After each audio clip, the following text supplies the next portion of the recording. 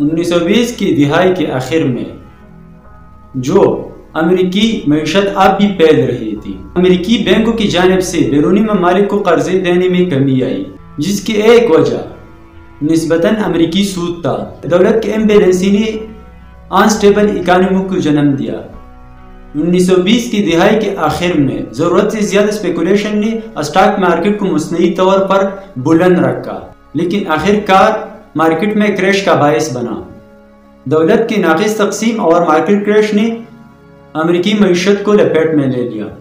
Stock market کی crash نے the great depression کا آغاز کر دیا، لیکن یہ بہت سی وجوہات میں صرف ایک عنصر تھا۔ اس کی اور بہت وجوہات تھے۔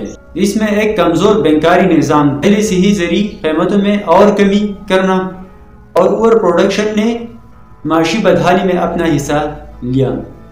1930 میں ہولی اسموتھ ٹیرف، جس نے اوسطاً ٹیرف کو 65% تک بڑھایا، یہ نے امپورٹ پر ٹیکس ڈبل کر دی، جس کے جواب میں امریکہ کی انٹرنیشنل ٹریڈنگ پارٹنر نے ریٹیلیٹ کرتے ہوئے امریکی پروڈکشن پر بھی شرح ٹیرف بڑھا دی۔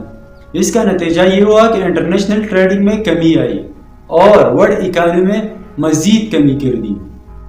مجھے امید ہے کہ آپ نے اس ویڈیو کو لائک کیا ہوگا۔ چینل کو سبسکرائب کرنا نہ بھولیں اور بیل آئیکن ضرور دبائیں۔ شکریہ۔